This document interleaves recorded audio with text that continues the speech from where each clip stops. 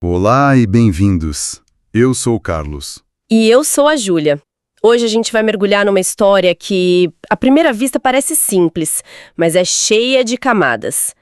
É a jornada de Isaac, lá em Gênesis capítulo 26. Exato. É uma trama sobre conflito, sobre uma prosperidade quase explosiva e, no fim, sobre alianças bem inesperadas. E para a gente entender as entrelinhas dessa história, a gente tem um material bem rico. Vamos ao texto bíblico, claro, Sim. mas também dicionários que dão o peso cultural das palavras em hebraico e uma outra camada de leitura bem interessante que vem da doutrina espírita, que olha para tudo isso como parte da jornada de evolução da alma. A nossa missão aqui é ir um pouco além do o que aconteceu, né? É entender por que essa história de milênios atrás ainda conversa com a gente. Pois é. Vamos explorar temas como o medo, a inveja, a perseverança e o que significa de verdade uma promessa divina, olhando por um ângulo cultural, histórico e também espiritual. Então vamos lá.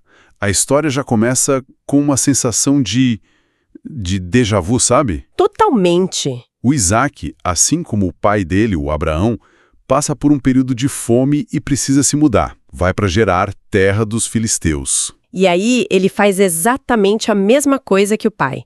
Fica com medo de morrer por causa da esposa, a Rebeca, e diz que ela é sua irmã. É quase um roteiro repetido. E o interessante é que as fontes mostram que esse medo não é uma paranoia. É uma tática de sobrevivência. Como assim? Quando o rei local, o Abimeleque, descobre e pergunta por que ele mentiu, a resposta do Isaac é direta. Eu pensei que certamente morreria por causa dela. Ele se coloca numa posição de vulnerabilidade total ali. Nossa, então não é só repetir um erro. Ele tá preso no mesmo ciclo de medo do pai. Exatamente. É como se ele tivesse herdado a bênção, mas também a ansiedade que vem junto. A grande prova ali não era só sobreviver, mas aprender a confiar na promessa divina, mesmo quando tudo ao redor grita perigo. E olha que curioso. Apesar desse começo super tenso, a vida do Isaac dá uma virada de 180 graus. Uma virada e tanto. Ele começa a prosperar de um jeito absurdo.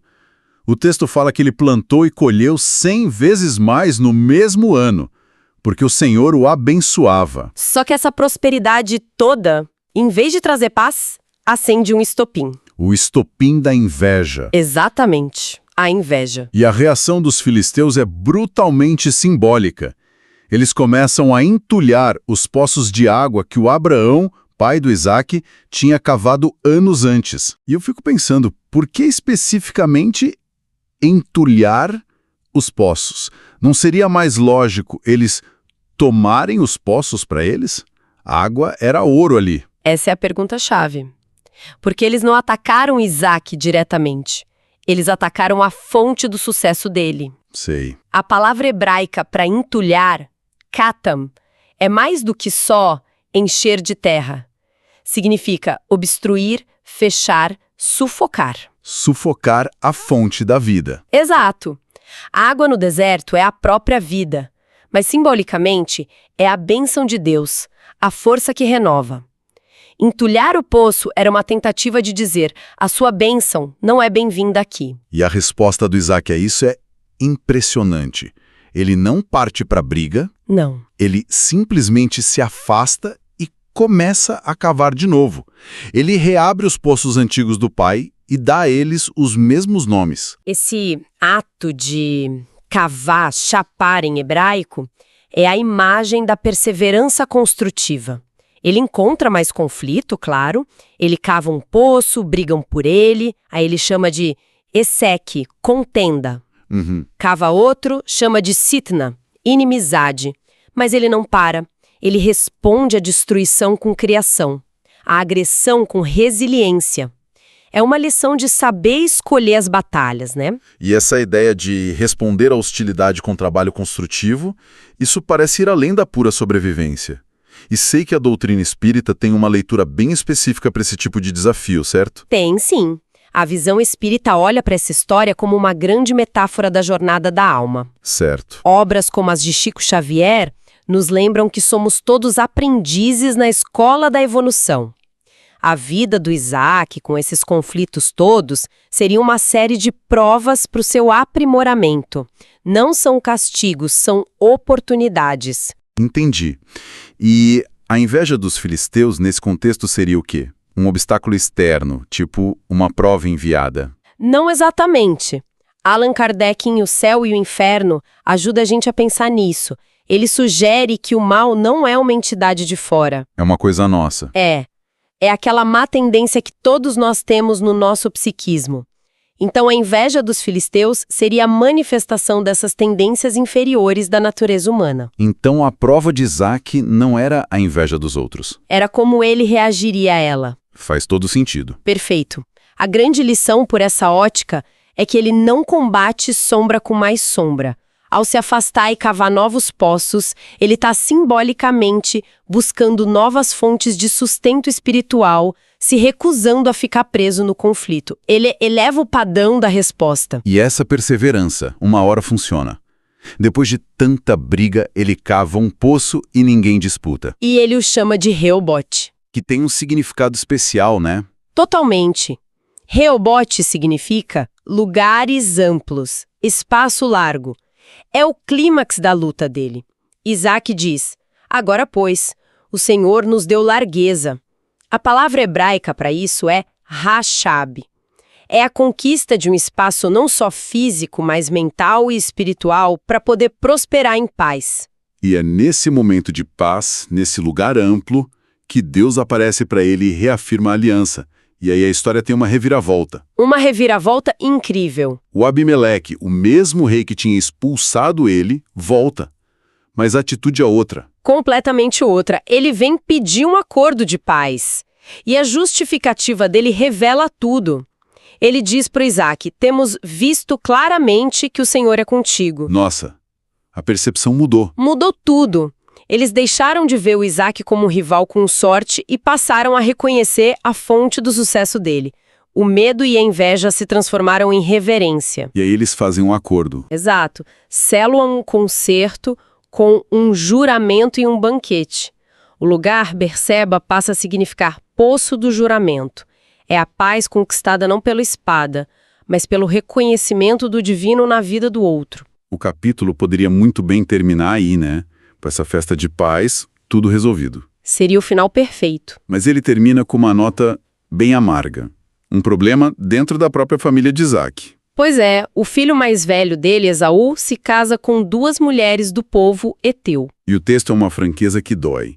Diz que elas se tornaram uma amargura de espírito para Isaac e para Rebeca. E essa amargura não era só preconceito. A escolha de Esaú revela o traço que vai definir a vida inteira dele.